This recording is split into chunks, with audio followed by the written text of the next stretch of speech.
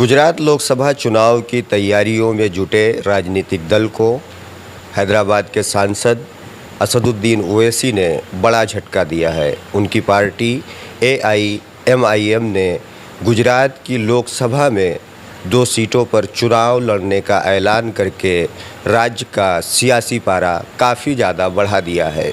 इस वक्त हमारे साथ पार्टी के अहमदाबाद शहर अध्यक्ष दानिश भाई हैं, उन्हीं से बात करते हैं।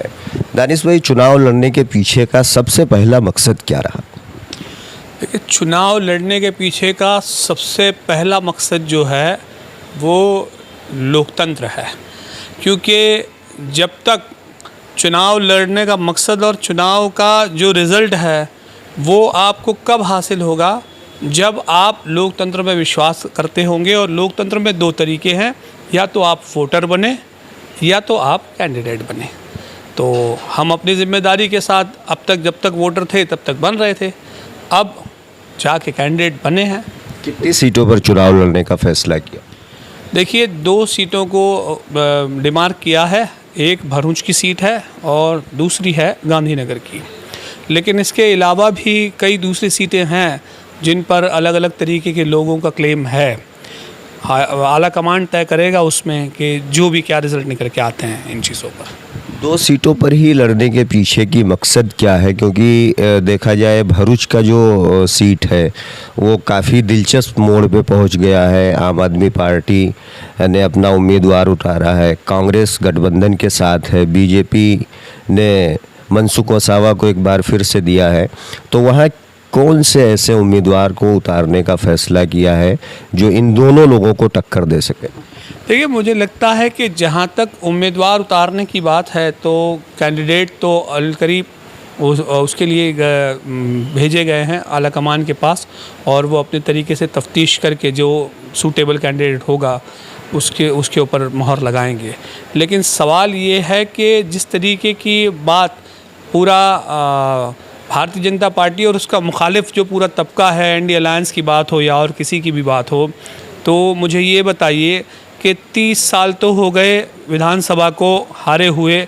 यहाँ गुजरात में से हटा नहीं पाई कांग्रेस, और 2 टर्म से तो मतलब इस बार चुनाव लड़ी, उसके पहले के चुनाव लड़ी और 2012 में भी चुनाव लड़ी आम आदमी पार्टी।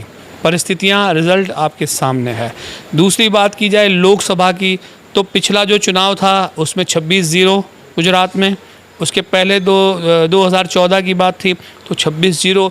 तो मतलब किस लड़ाई की बात कर रहे हैं आप? कौन से मोर्चे पे जाके लड़ने की बात कर रहे हैं? मुझे लगता है कि यहाँ तो विपक्ष जैसा अब कुछ बचा ही नहीं है।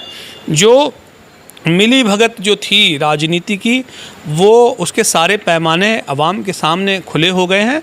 और अब मुझे लगता नहीं है कि विपक्ष में विश्वास की बात छोड़ दीजिए, अब तो वोटर्स को वोट देने में भी भरोसा बैठेगा कि नहीं, वो एक सवाल है। आप देखिए किस तरह की परिस्थिति बनी हुई है। 182 MLA कैंडिडेट लड़े, उसमें से 16 बचे और 16 में से भी अब तक 6 भाग चुके हैं। और हर रोज़ एक नई खबर आ जाती है कि आज ये चला जाएगा, आज वो चला जाएगा।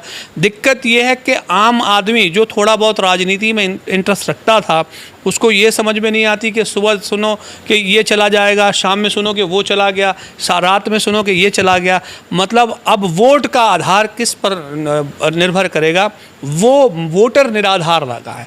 तो जब वोटर निराधार हुआ है तो ऑल इंडिया मजलिस-ए-इत्तेहादुल मुस्लिमीन की जिम्मेदारी बनती है कि लोगों का विश्वास लोकतंत्र में बनाए रखे और हम अपनी पूरी ताकत के साथ इंशाल्लाह मैदान में रहें। आपने कांग्रेस के ऊपर हमला बोला कि पिछले लोकसभा चुनाव में 26 की 26 रही और कांग्रेस खाता भी नहीं खोल पाई, जबकि विधानसभा चुनाव में आपकी पार्टी भी कई सीटों पर चुनाव लड़ी लेकिन 0% वोट मिले। तो अगर आपके पास अभी अगर फ़िलहाल की बात की जाए तो वो मजबूत कार्यकर्ता नहीं है जो ज़मीनी स्तर पर काम करें, बावजूद इसके आप लोकसभा लड़ने जा रहे हैं, क्या कहेंगे?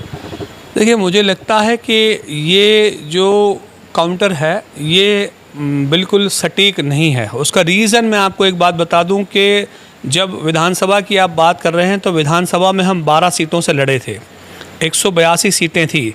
तो बाकी की 170 सीटों में से कांग्रेस ने क्या परिणाम दिए वो आपके सामने है। और मैं समझता हूँ कि 3 सीटें ही ऐसी थी जहाँ पर डायरेक्ट 1-1 की थोड़ी बहुत फाइट भी थी। बाकी इसके अलावा की तमाम सीटों पर कांग्रेस लड़ रही थी, तो मुकाबला क्यों नहीं आया, सत्ता में क्यों नहीं आई? लेकिन उस वक्त गठबंधन नहीं था ना आम आदमी और कांग्रेस का। इस बार गठबंधन है तो शायद फायदा हो जाए। बिल्कुल आप सही कह रहे हैं। आपको ऐसा लगता है कि इस बार गठबंधन है, ये जो गठबंधन है ये खुला गठबंधन है, लेकिन गुजरात के अंदर में तो 30 साल से बिल्कुल अनडिक्लेयर एक तरीके का गठबंधन ही है। आप देख लीजिए किस तरह से सत्ता चल रही थी। आपको इतने 30 सालों के शासनकाल में आप देख लीजिए, अगर मुद्दों की बात की जाए तो गुजरात की जो परिस्थिति है 2001 में शायद, हाँ 2001 के एंड में केशु भाई पटेल जो है वो मुख्यमंत्री के तौर पर मुख्यमंत्री की गद्दी छोड़ कर गए थे। 4,500 करोड़ रुपए का कर्जा था उस वक्त गुजरात में, और आज 4.5 लाख करोड़ पे पहुंच चुका है। मुझे बताइए कि इसमें भाग बटाई किसने की? ये आपके सामने है। तब तो ऑल इंडिया मजलिस इत्तेहादुल मुस्लिमीन तो नहीं लड़ रही थी।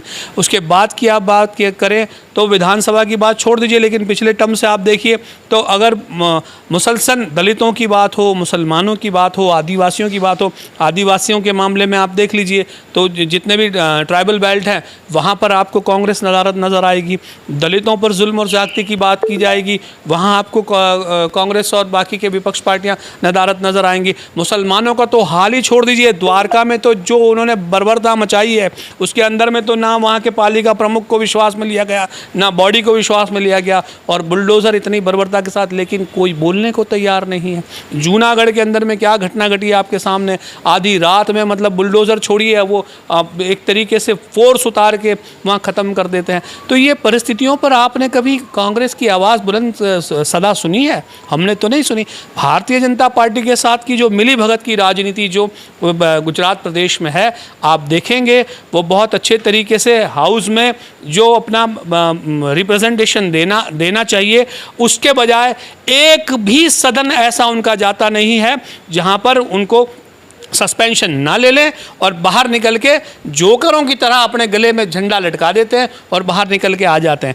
और इससे विपरीत आप जब बैरिस्टर असदुद्दीन ओवैसी साहब को देखेंगे तो बैरिस्टर असदुद्दीन ओवैसी साहब पार्लियामेंट का एक लम्हा भी गवाते नहीं हैं। हर एक मिनट का वो सटीक इस्तेमाल करके लोगों की बात लोगों तक पहुँचाने का जो काम है वो जिम्मेदारी से निभाते हैं। तो ये गैर जिम्मेदाराना रवैया जो भारतीय जनता पार्टी की मुखालिफ समूची भारतीय इंडियन नेशनल कांग्रेस और उसके अलावा की जितनी तमाम पार्टियां हैं, इन लोगों का आपके सामने है। चाहे बाबरी मस्जिद की बात हो, चाहे ज्ञान व्यापी की बात हो, चाहे मथुरा की बात हो। कमलनाथ तो ये कहते हुए नजर आए थे कि देश हिंदू राष्ट्र है, तो बताइए उस पर क्या मोहर लगा दी जाए?